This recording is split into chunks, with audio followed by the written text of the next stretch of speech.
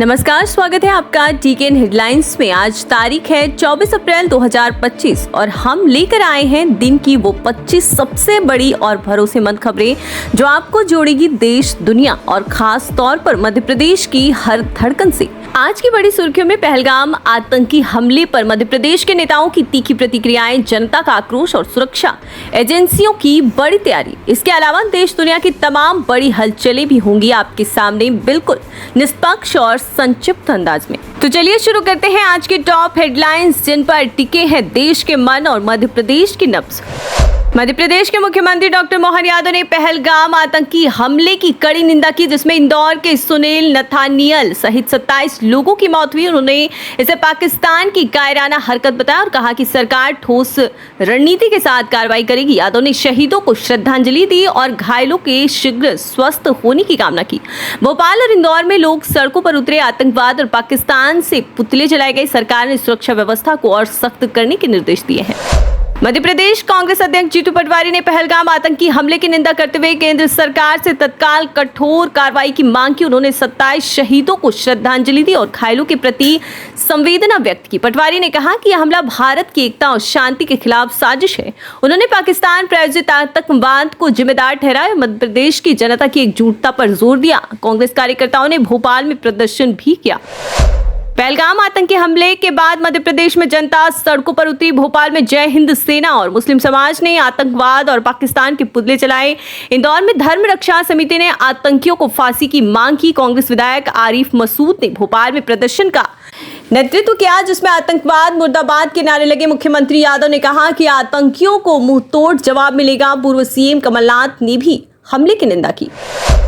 अखिल भारतीय हिंदू महासभा ने पहलगाम हमले के खिलाफ बुरहानपुर में कलेक्ट्रेट में ज्ञापन सौंपा। संगठन ने 48 घंटे में आतंकियों पर कार्रवाई न होने पर मध्य प्रदेश बंद की चेतावनी दी। प्रवक्ता ओम आजाद ने कहा कि हमला निंदनीय है और दोषियों को सख्त सजा मिलनी चाहिए। ज्ञापन में राष्ट्रपति और प्रधानमंत्री से कार्रवाई की मांग की गई। संगठन ने कहा कि आतंकवाद के खिलाफ जनता एकजुट है और सरकार को त्वरित कदम उठाने चाहिए। इंदौर के निहालपुर मंडी में दलित दूल्हे विशाल चौहान को मंगलवार को मंदिर में प्रवेश से रोका गया था। बुधवार को वह दुल्हन के साथ मंदिर पहुंचे और भगवान के दर्शन किए। राजेंद्र नगर पुलिस की मौजूदगी में दर्शन संपन्न हुए। मंगलवार को खाती समुदाय ने उन्हें रोका था, जिसके बाद गहमागहमी हुई। दूल्हे ने कोई शिकायत नहीं की, लेकिन पुलिस ने सुरक्षा के लिए कदम उठाए। घटना सामाजिक समरसता पर सवाल उठाए। सिवनी की युवा बॉक्सर अनुप्रिया कौरव ने जबलपुर में आयोजित 68वीं राज्य स्तरीय बॉक्सिंग प्रतियोगिता में गोल्ड मेडल जीता। उन्होंने अंडर 19 बालिका वर्ग में राष्ट्रीय प्रतियोगिता के लिए क्वालिफाई किया। 30 अप्रैल से दिल्ली में होने वाली प्रतियोगिता के लिए वह ग्वालियर में प्रशिक्षण शिविर में हिस्सा लेंगी। उनके कोच निकेश पद्माकर ने उन्हें तकनीक और अनुशासन की तारीफ की। अनुप्रिया का लक्ष्य एमपी के लिए स्वर्ण पदक जीतना है। पहलगाम आतंकी हमले में अलीराजपुर के एलआईसी अफसर सुनील नथानियल की मौत हो गई। उनकी बेटी आकांक्षा घायल है और श्रीनगर में इलाजरत है। सुनील परिवार के साथ जम्मू कश्मीर घूमने गए थे। उनकी बहन इंदु डावर ने बताया कि इजराइल जाने का प्लान था, लेकिन छुट्टी न मिलने पर कश्मीर गए। सुनील का शव इंदौर लाया जाएगा। हमले में उनकी पत्नी और बेटा सुरक्षित है। घटना ने परिवार और स्थानीय लोगों को झकझोर दिया है। पहलगाम आतंकी हमले के दौरान छिंदवाड़ा के कांग्रेस नेता नवीन चौधरी मौके पर मौजूद थे। उन्होंने बताया कि शुरू में लगा कि पटाखे फोड़ रहे हैं, लेकिन चीखें सुनकर भागे। हमले में 27 लोगों की मौत हुई, जिसमें इंदौर के सुनील नथानियल भी शामिल है। चौधरी दोस्तों के साथ कश्मीर घूमने गए थे। उन्होंने घटना को आतंकियों की कायराना हरकत बताया और केंद्र से सख्त कार्रवाई की मांग की। शाजापुर के काला पीपल से बीजेपी विधायक घनश्याम चंद्रवंशी का ऑडियो वायरल हुआ, जिसमें वह युवक हरिओम पटेल से बहस कर रहे हैं। हरिओम ने सोशल मीडिया पर विकास कार्य न होने पर आरोप लगाया था। विधायक ने उन्हें नेतागिरी न करने की हिदायत दी। इसके बाद पुलिस ने हरिओम को शांति भंग के आरोप में गिरफ्तार कर जेल भेज दिया। घटना ने स्थानीय स्तर पर राजनीतिक विवाद को जन्म दिया है। नेता प्रतिपक्ष उमंग सिंघार ने बीजेपी पर वर्ग भेद फैलाने का आरोप लगाया। उन्होंने कहा कि मध्य प्रदेश के कई गांवों और स्कूलों के नाम जाति सूचक है, जैसे चमार टोला। सिंघार ने पूछा कि बीजेपी सरकार ने इन अपमानजनक नामों को क्यों नहीं हटाया। यह बयान जीतू पटवारी के हिंदू गांव वाले बयान के बाद आया। सिंघार ने कहा, बीजेपी हिंदुत्व की बात करती है, लेकिन दलितों के अपमान पर चुप है। स्कूल शिक्षा मंत्री राव उदय प्रताप सिंह ने कहा कि शिक्षकों का अटैचमेंट जरूरत के अनुसार किया जाता है, लेकिन दुरुपयोग रोकने के लिए इन्हें समय समय पर कैंसिल किया जाएगा। नई तबादला नीति को भविष्य की योजना बताया। नर्मदापुरम में आरटीओ की नियुक्ति जल्द होगी। मंत्री ने कहा, शिक्षण कार्य शिक्षकों के पास रहेगा और अन्य कार्य आउटसोर्स होंगे, यह बयान शिक्षक समुदाय में चर्चा का विषय बना। अशोकनगर में महिला सफाई कर्मी संगीता बाई ने कांग्रेस नेता रितेश जैन पर अभद्र व्यवहार और जाति सूचक टिप्पणी का आरोप लगाया। कोतवाली थाने में SC/ST एक्ट के तहत केस दर्ज हुआ। जैन ने फेसबुक लाइव में माफी मांगने की बात कही और इसे साजिश बताया। संगीता ने कहा कि जैन ने गालियां दी और नौकरी से निकालने की धमकी दी। मामला स्थानीय स्तर पर विवाद का कारण बना है। गुना में जिला स्तरीय रोजगार मेला आयोजित हुआ, जिसमें कलेक्टर किशोर कुमार कन्याल ने युवाओं से नौकरी छोड़ने के कारण पूछे। एक युवक ने कहा कि दूसरे राज्यों में रहने और खाने की समस्या होती है। कलेक्टर ने धैर्य रखने की सलाह दी। मेले में कंपनियों ने युवाओं को चुना और स्वरोजगार के लिए ऋण वितरित किए गए। हर माह तीसरे बुधवार को ऐसे मेले आयोजित होंगे। जम्मू कश्मीर के पहलगाम में मंगलवार को हुए आतंकी हमले में 27 पर्यटकों की मौत हुई। लश्कर-ए-तैयबा की यूनिट TRF ने हमले की जिम्मेदारी ली। इंटेलिजेंस के अनुसार हमले का मास्टरमाइंड सैफुल्लाह खालिद है, जो POK से ऑपरेट करता है। 5 आतंकियों में 2 स्थानीय और 3 पाकिस्तानी थे। NIA की जांच के लिए पहुंची PM आवास पर सुरक्षा मामलों की बैठक हुई, जिसमें अमित शाह और राजनाथ सिंह शामिल हुए।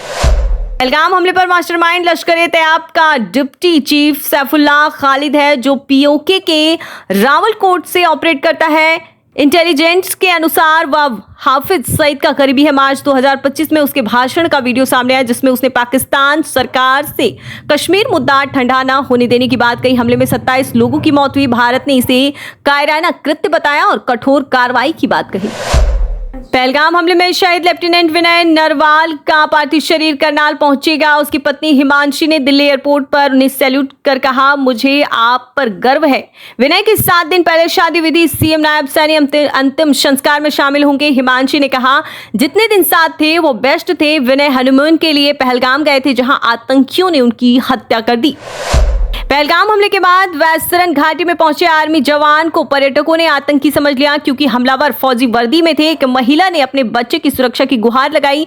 जवानों ने उन्हें इंडियन आर्मी का भरोसा दिलाया। हमले में 27 लोगों की मौत हुई। यह पुलवामा के बाद सबसे बड़ा आतंकी हमला है। पर्यटकों में दहशत के कारण कश्मीर में बुकिंग रद्द हो रही है।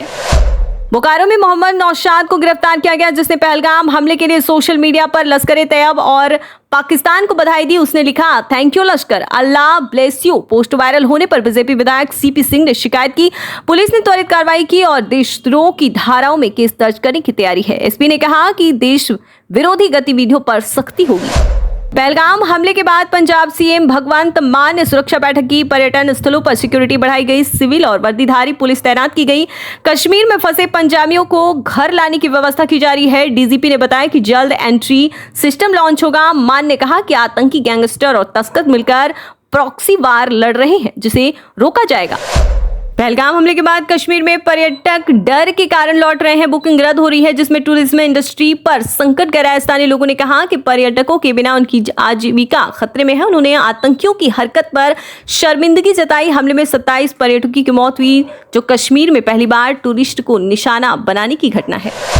पहलगाम हमले के बाद भारतीय रेलवे ने सुरक्षा कड़ी कर दी है। स्टेशनों और ट्रेनों में अतिरिक्त सुरक्षा बल तैनात किए गए। डॉग स्क्वाड और CCTV से निगरानी बढ़ाई गई। रेल SP राहुल लोढ़ा ने बताया कि पटरियों की सुरक्षा पर ध्यान है और यात्रियों की तलाशी गहन की जा रही है। यात्रियों से संदिग्ध वस्तु या व्यक्ति की सूचना देने की अपील की गई। रेलवे ने यात्रियों की सुरक्षा का भरोसा दिलाया।